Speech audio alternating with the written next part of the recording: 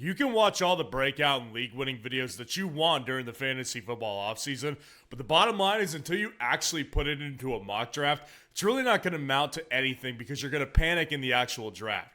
So I went from positions 1 through 12 all the way down and went through a mock draft, and I'm putting together the first 5 picks that I believe every winning team will start out with in 2025. Just make sure to go down there, drop a like on this video, and subscribe to the channel to show your support. So getting into the 101, that's where I first wanted to start with because obviously I think it's obvious that most people are going to go Jamar Chase at this route. Now, I wouldn't rule out that some people will go with Saquon or even potentially Bijan Robinson, but to me personally, I think Jamar Chase just feels like the best pick of all of them because I could pick apart some issues that I have with both Bijan and Saquon in particular.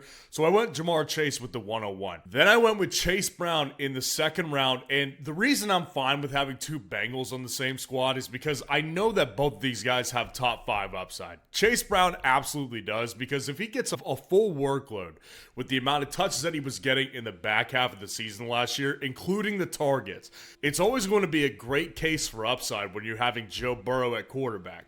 So Chase Brown, I feel like, is a really high upside RB1 in my opinion. So I'm not one of those people that's going to get upset about taking 2 Bengals with my first 2 picks. Then I went with Josh Allen as my quarterback 1 in the 3rd round. And I will tell you this, you will see throughout the duration of this video that I definitely prefer to have either a quarterback or a tight end early, sometimes even potentially both. Josh Allen, to me, and I've said this in the past, I really do view him as the only truly bust-proof player in fantasy football in 2025. Like Josh Allen, number 1, he doesn't get hurt. Like he does not miss time. He has not missed time like ever basically in his NFL career. And number 2, as long as he's healthy, which he will be in all likelihood, then he's going to be a top 3 guaranteed quarterback. So to me, like there is just no worst case scenario here with Josh Allen that's him being outside of the top 3. To me, it's just a huge difference maker in any fantasy football redraft league. And then I went with Rashee Rice in the 4th round, got really lucky, ended up getting him at the back of the 4th. And I think that Rashee Rice, if you can get him in the 4th round of a redraft league, it's a no-brainer. He has been on my breakout videos. He's been on some of my best pick videos. I love Rashee Rice for a 2nd year straight in 2025. So I've got Jamar Chase, Rashee Rice as a really strong 1 and 2 combo at the wide receiver position. And then I went with Quinshon Judkins at the back of the 5th round as well. Now, I'll be honest here. I could definitely, if I wanted to do this pick again, I probably could redo it and feel a lot better about the selection. I do think that in this range, guys like Zay Flowers, who has an ADP of 60, is a solid pick as well. I think Courtland Sutton is a pretty solid wide receiver 3/flex option for you on a weekly basis. So I do think that there's upside with those particular guys right there. And I'll be honest here, the 101 is probably my only likable pick position in the first 5 picks or so in fantasy football drafts.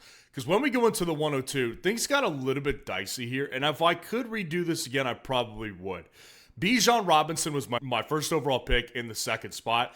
And it's not that's the problem. I definitely am always going to prefer Bijan over Saquon because I just think it's going to be really hard for Saquon to either not get injured at the same level of touches that he got on a per game basis, or B, they're going to negate his volume because they're fearful of injury. I think it's going to happen one way or the other. Then I went with Ladd McConkey at the back of the 2nd round. Now, it's not that there's anything wrong with Ladd McConkey or anything like that. I think he's going to be a fine player at his draft position in fantasy football. But I think that there's also some options that maybe we could get for some higher upside. I think Ladd McConkey is a really safe pick in his range. But I think if we're really shooting for upside, maybe if you want to go ahead and grab Chase Brown at a 35.6 ADP, I don't think that's outrageous to go ahead and do. Again, if you want to go with a tight end with Trey McBride, that's essentially what I did in the 3rd round. So I don't know if it's always going to happen like that, but I do think that Trey McBride is going to be on that border in the 2nd and 3rd round in most fantasy football redraft leagues. So I think Trey McBride is definitely someone, if you're not going quarterback early, you'd want to target at the back of the 2nd round because Brock Bowers will no longer be available. And Trey McBride realistically has every opportunity to be the tight end 1 in 2025, just as much as Brock Bowers does. Then I went with Chuba Hubbard in the 4th round. Now, for those of you who know, Chuba Hubbard was my most drafted player last year. I loved Chuba Hubbard last year because he was a great value. Now, Chuba Hubbard is not someone I'm particularly targeting in 2025 because of his 4th round draft price, and I feel like that's kind of at a peakish range for Chuba Hubbard. But the reality is, if I wasn't getting Sam Laporta since I already had Trey McBride, and I didn't want to get Marvin Harrison Jr. at the 47th overall ADP spot, the Chuba Hubbard's kind of one of the only guys that I felt like was going to be a real good option here in this 4th round pick. And then to round out the top 5, I went with Zay Flowers at the 102 here because Zay Flowers is a guy I just realistically believe in to be a potential breakout player. And if nothing else, if you're in a full PPR format, the guy does have a pretty solid floor. Not excellent wide receiver 1 numbers. I think that's what Ladd McConkey's for. But if we want to just get a solid floor at the wide receiver 2, I think Zay Flowers is a good option. But if you did want to go ahead and get for more upside, I would advise going with someone like a Jalen Waddle. Now, going to the 103 here, this is where I started to not like things as much. And I'll be honest, I picked Justin Jefferson at the 103, not because I would personally do that. I picked Justin Jefferson at the 103 because I know that most people will do this if they're not going with either Bijan or Saquon Barkley at the 103. I personally do not love Justin Jefferson at cost this year. Not to say that he's not an elite player in the NFL and not an elite player in fantasy football necessarily, but I've expressed a lot of concerns this offseason about J.J. McCarthy and him being able to come through in Kevin O'Connell's offense, which is really, really pass heavy, and be able to produce on that promise there. He just did not throw very much in Michigan. That being aside the point, obviously Justin Jefferson, you could feel really good about coming away with in the first round because you know he's not going to be a bust. So if anything, he's got a pretty solid floor. Then I went with Kyren Williams at the back of the 2nd round. And Kyren Williams, you know, I've been on him, off him for a lot of the season here. Kyren Williams in his range is a good running back to target, though, because the next best option you're going to get behind him is James Cook, who's currently in kind of a weird contract situation and probably going to experience some negative touchdown regression in 2025. You could, I guess, leap up and just go ahead and take Chase Brown in the 2nd round, but I think that's just a little bit of an overdraft and not something I would ever advise anyone doing because you have to play the draft game. Then I went ahead and grabbed Josh Allen again. Now, again, this is the same exact thing I was just talking about at the beginning of the video, which is I will always go with a quarterback or a tight end in the first 5 rounds, just to give myself that positional edge that you can get. Now, I don't have a preference of which one you prefer, whether you prefer to go Josh Allen at quarterback or Brock Bowers at tight end in round 2. It doesn't matter to me. I think that the best teams, though, because it's always like this, are going to be guys who went ahead and drafted a separator at one of the onesie positions early in the draft. So that's why I'm always going to do that.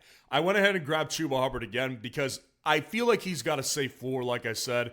But then I went with DK Metcalf because I wanted a little bit more of a spike ceiling play at my wide receiver 2.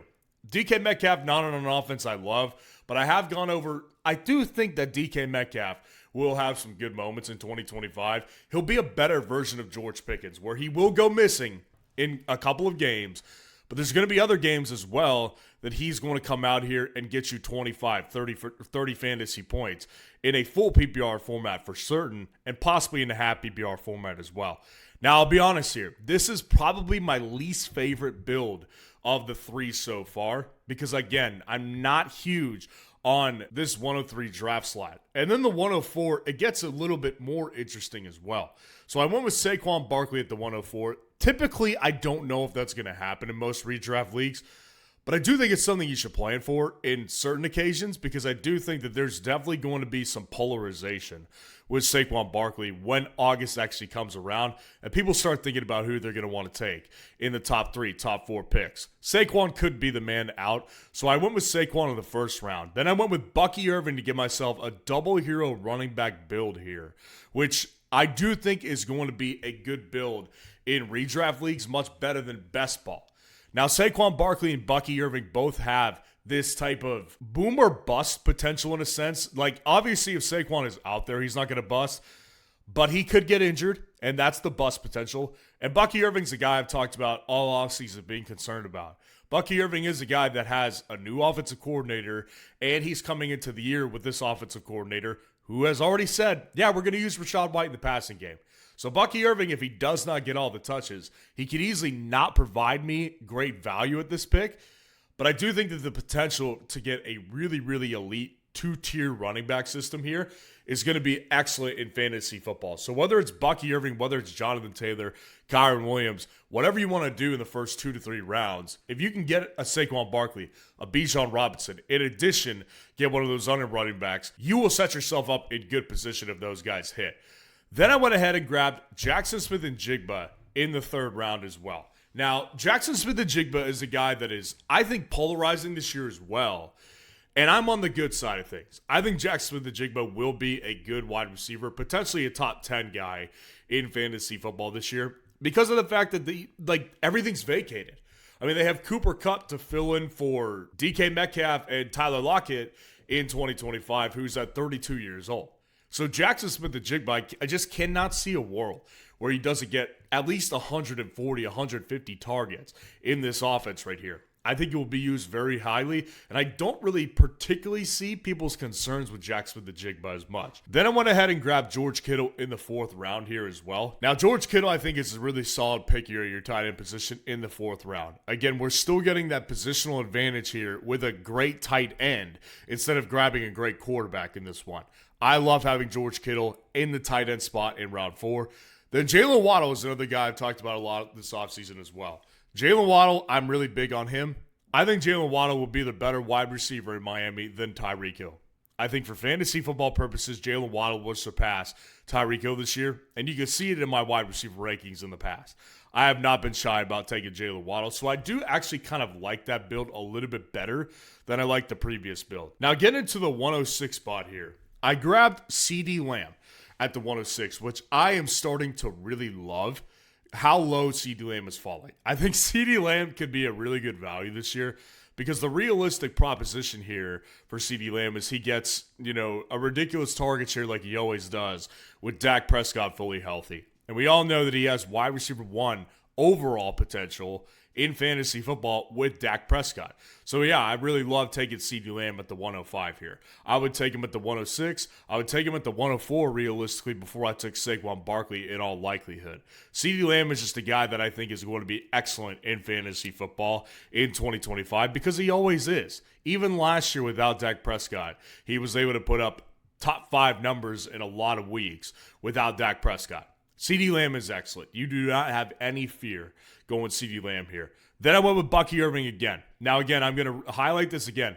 Bucky Irving could easily not produce on the value I'm taking him at, but he easily could. Bucky Irving is a guy who's totally boom or bust in my eyes because Bucky Irving could come out here and handle the majority of the workload and be extremely efficient like he was last year, and we all know he's a great pass catcher. So if they just throw Rachaad White to the curb, Bucky Irving's going to be a top 5 guy. But if they don't, Bucky Irving will significantly lighter in full PPR leagues because he will not have the target volume there. So essentially, we're going to need to rely on tons of work on the ground and a lot of touchdowns as well to fill his draft positional value. It's kind of tough. I like Bucky Irving, the player, so I like taking him in certain leagues. And then I went with Lamar in round 3 as my quarterback because Josh Allen wasn't on the board. And it's no slight to Lamar. I love Lamar Jackson. He's the only other quarterback I would take in the 3rd round besides Josh Allen. Because Josh Allen, like I said, I think is the only truly bust-proof guy, whereas Lamar Jackson is definitely not escaped injury for his entire NFL career. So it definitely could happen, but I still love taking the upside with Lamar because he could be the quarterback 1, potentially before Josh Allen if both of these guys are healthy, just like it happened last year. Then I went with Garrett Wilson in the 4th. Now, this is something, I will be honest here, I probably will not repeat.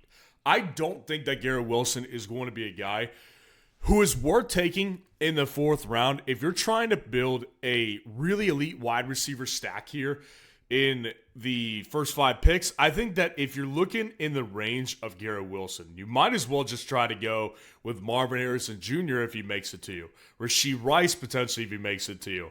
If you want to go with a guy like DK Metcalf, I'm on board with taking him. Xavier Worthy, I'm on board with taking. I think there's a lot of ways that you potentially could go, but I'm not going to sit here and tell you that Garrett Wilson is my favorite guy.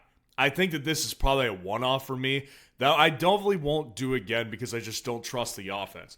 And then Zay in my flex, I think is a guy who has a lot of breakout potential. And it also gives me that stack upside with Lamar Jackson here. Now going to the 106, I think that the 106 is where I start to really enjoy the positional values I'm getting again in drafts. I think this is where things start to change for the better. Jahmyr Gibbs is a great 106 pick to me. If CeeDee Lamb's on the board, like I said, I might go ahead and take CeeDee Lamb, but just for draft purposes, I think the 106, Jahmyr Gibbs is a great pick to get as well. I've been saying it all offseason. I think it's going to go back to the big three in Detroit because I don't think that the new offensive coordinator, John Morton, is going to be able to utilize all of his superstars to their absolute potential like Ben Johnson was able to. So I think the big three this year are Jahmyr Gibbs, Amon-Ra St. Brown, and Sam Laporta. That's, I think, the big three this year. So Jahmyr Gibbs, to me, high upside guy, pretty high floor as well. Then you go with Josh Jacobs. This is probably my favorite double hero running back strategy build so far out of any team I picked. Josh Jacobs, to me, also feels like a bust-proof guy. He's going to get the majority in Green Bay behind a great offensive line on a great offense in general. Josh Jacobs, as my running back too, feels really, really good behind Jahmyr Gibbs. This is a great build right here. Because then I go Jackson Smith-Njigba again to give me a little bit of a floor here with this particular team because I really don't feel super comfortable going with a high volatility wide receiver when I've got two great running backs who I know are going to provide me value. But let's say one of those guys is going to get hurt. Then I want to go ahead and take my Jackson Smith-Njigba, who I think still has upside, but also a really safe floor as well. And then the realistic reason why I love going to the back of the first round is Jalen Hurts. Jalen Hurts is my favorite quarterback value this year in the fourth round. I love getting Jalen Hurts because Jalen Hurts is going to be outscoring Jaden Daniels, in my opinion, in 2025 because Jalen Hurts still has the tush push on his side. And I also touched on this with Saquon earlier. I think it's going to be really hard for them to maintain last year's rushing production. It just is almost borderline impossible. And based on history, if they try to do that against Saquon, Barkley will get injured. It's a 100% hit rate on the injury. So I think Jalen Hurts will be forced to throw more this year, therefore providing better fantasy ceiling in 2025 and a better fantasy floor as well. So Jalen Hurts, I love taking him in the fourth round. And then I went with Jalen Waddle as my wide receiver too to give myself a little bit of upside to go with a guy that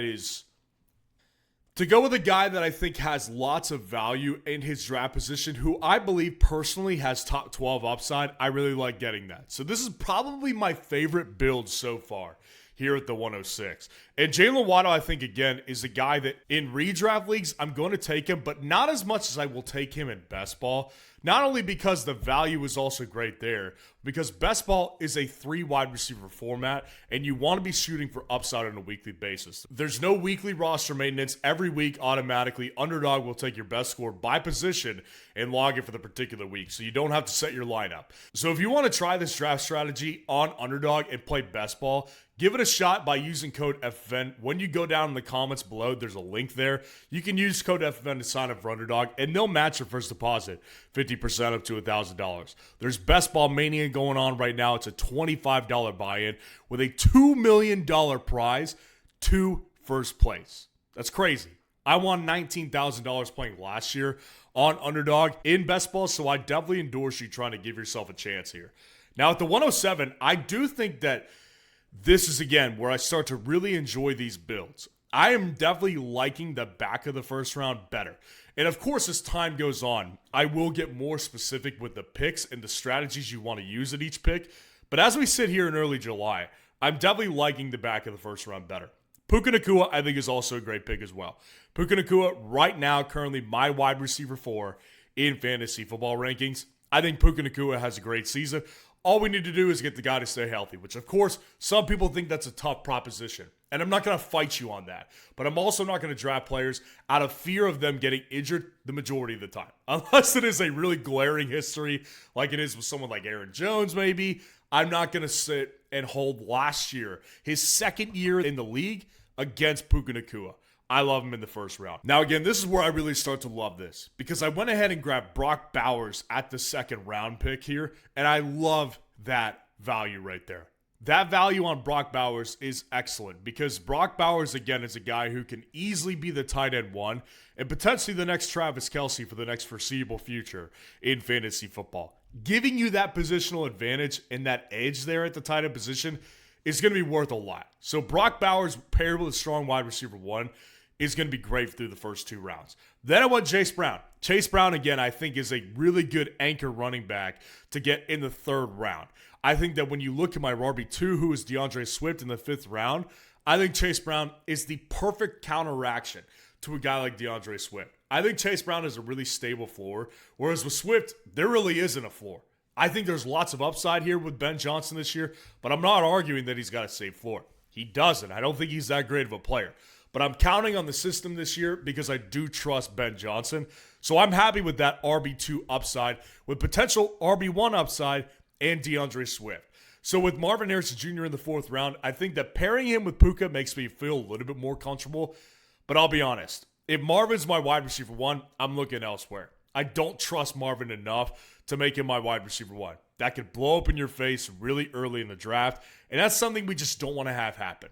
But if you pair him with 2 strong pass-catching options that I know can't bust as long as they're out there, Puka Nacua and Brock Bowers, then I feel better about taking Marvin. I love this build right here. Now let's go to the 108. And again, love this build right here that I just created at the 108, the 1st round. Then you go Josh Jacobs in the 2nd. I think that's even better than Chase Brown. I love Josh Jacobs in the 2nd round. And sometimes you're going to be able to get him. Sometimes you're not going to be able to get him. But if you can get Josh Jacobs is a great 2nd round pick. I think that having him as my anchor RB1 is extremely comfortable to the point where I don't even feel the need to go with a guy at the running back 2 position in the 5th round. I think I might just wait a little bit and take my RB2 in this round 6, round 7, round 8 area and just stick with Josh Jacobs and build a really strong receiving core. Because that's what I'm doing here. And then I grab Lamar Jackson as my quarterback again, giving myself that positional advantage because I decided not to go with a tight end here. Because when I'm getting Rashee Rice, my wide receiver 2, I'm feeling really good about that. I think he's a wide receiver 1. I think if you wanted to take Rashee Rice in the 4th round as your wide receiver 1, there's nothing wrong with that. But to get him as my wide receiver 2, I feel excellent about that right there. And then I go with Zay for that stack with Lamar Jackson. That team right there may be my favorite build that I created in this entire cycle right here. I love this 108 team right here. Now, the 109 is definitely a little bit more dicey. I went ahead and made some big leaps at the 109. I don't think it's a secret that Christian McCaffrey in the 1st round in the 109 spot is a risk. Like, it could blow up in your face entirely, or you could hit really big. Because I don't see an RB5 finish here, or an RB7 finish here. It's either RB1, or he's going to be injured to be the RB50. That's really the realistic outcomes here. So this one could blow up my face. That's why I turned around and grabbed Brian Thomas Jr. and then Chase Brown in the 3rd round because I really did not feel comfortable going single anchor running back in the strategy with Christian McCaffrey. I needed to go ahead and grab a really strong running back too.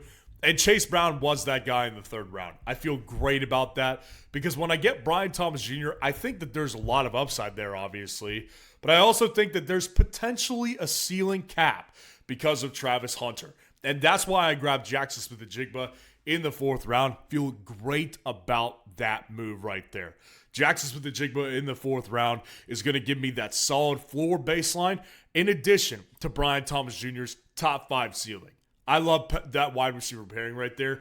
But again, this one could blow up in your face because if Sam Laporta is not going to be the guy I think he will be, it will blow up. And he's the first tight end I picked that I'm unsure about in the first 5 rounds. I'm pretty sure about Kittle, pretty sure about McBride, pretty sure about Brock Bowers, almost certain about the top 2 guys for certain.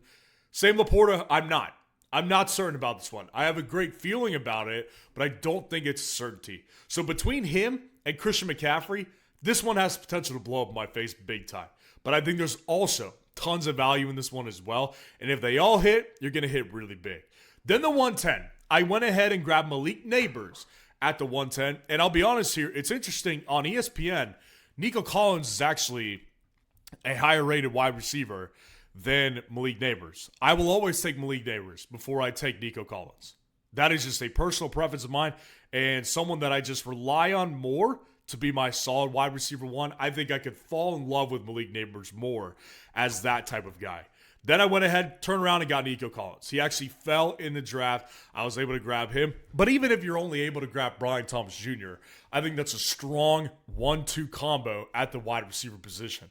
I feel great about that. Then I get Omarion Hampton at the third round. Now, again, this is where I start to really enjoy taking these last, 6 or 5 picks in the first round because I just like the values at the end of each round better in the back of the first round. Omarion Hampton is a guy I feel fine with as my running back one, but I probably, if I could redo this build, would take a better RB2 to counteract, I think, what will be a slower start for Omarion Hampton. And I think that's the one problem that this build has right here because Jalen Hurts, again, I think is a great value in the fourth round. But getting Jalen Waddle is probably an oversight by me. I think if I could redo this one again, I'd probably go back and take myself somebody in that range, like a Chuba Hubbard if he was able to fall to me. I would try to go with a guy maybe like Quinshon Judkins as my running back too, or even a DeAndre Swift as well. So that's the one thing that I think I could go back and correct is getting a better RB2 with Omarion Hampton to provide me some more floor when Omarion Hampton, I think, inevitably gets off to a slower start. But overall, I think the team has a lot of upside. Then at the 111 here, I think Malik Nabers, again, is a guy I'm going to target here at the back of the first round. I think that he's a great value at position, and I just think he's someone also that doesn't feel like he's going to bust unless he gets injured. He's quarterback proof. And then you go with Derrick Henry at the top of the second round. I go back and forth. If Achane is there, I'll take Achane. But if he's not there, I'll take Henry. Henry is a guy I also think has potential to blow up in your face, though. I'm not going to lie to you. I think Henry could blow up in your face. Do I think it's necessarily going to happen? No, because I think he's uniquely built and he's a legend. But I also think that Derrick Henry is at the age where historically running backs fall off. So Derrick Henry, a little bit of a riskier pick. Along with Marvin Harrison Jr. Marvin Harrison Jr. is a riskier pick. That doesn't feel very good. Now, if you notice here, this is the first build I did without either elite quarterback or an elite tight end. And I don't feel great about that because I'm having two guys that I'm not certain about in my top 2 RB/wide receiver spots with Henry and with Marvin Harrison Jr. Now, with Marvin, I'm fine with him as my wide receiver 2 again, because I got Malik Nabers. But if I could go back, rebuild this one, I'd probably replace Marvin with Jalen Hurts in this draft if I could. That's probably the way I would do it. And then Jalen Waddle as my flex, I think is fine. I think the upside there is good. But I just really wish I could go back and change this one to give myself more positional advantages here at the quarterback of the tight end position. But then I corrected it at the 112, our last draft spot, and I went ahead and grabbed Brian Thomas Jr. in the first. Then I turned around and grabbed Devon Achane. Doesn't really matter which way you pick these guys. You're getting back-to-back picks. I think the upside here is tremendous. I also think that there's going to be not as much potential to really bust because I think Devon Achane is not going to bust as long as he's out there. Like, even if he's not efficient, kind of like he was last year, he's not going to bust for you. He's going to get too much volume out of this backfield, and he's still too explosive of a player. So I do think that that's a very opportunistic move at either the back of the first or the early second to go with Achane. Then you go ahead and grab Rashee Rice as my wide receiver 3. Love this. Can't feel better about it. I think it's a great 1-2 combo at the wide receiver position. Jalen Hurts in the 4th round. Feel great about doing that. Then I went with Travion Henderson in this 5th round pick. Now, this is a guy that I think is going to be more of a boomer bust type of guy. I think that there is a chance that Ramondre Stevenson gets more touches than I think he will. But overall, I do think this is a shot I'll probably take more than once. Travion Henderson, I've taken him a bunch in best ball because I see a lot of positional advantages here in New England with a better offensive line. With Mike Vrabel, who loves to run the ball as well. And they already said that they want this guy as a 3-down workhorse guy. Do I think he can handle it? Not necessarily. That's why I think there's bust potential there. Because if they try to do it, he might get injured. But I think that having him as my running back 2, again, feels really safe. Would I take him as my running back 1 in a 0 RB build? No, I wouldn't do that. I'd want a safer floor. But if I'm getting him as my running back 2, when I already have a high-end running back 1, I feel great about having Achane, then Travion Henderson as my RB1 and 2. So again, we're in early July. This is my favorite build per draft position so far. I'm definitely liking the back of the first round better. But of course, over the next month, I'm going to be really honing down exactly what I'm trying to do in these drafts. And then, of course, training camp adds another element as well. But let me know which one you prefer so far, which team build you love the best, and how you think you're going to build your team in 2025. And if you want to see the most important tight end video you will see all offseason, click on this video right here.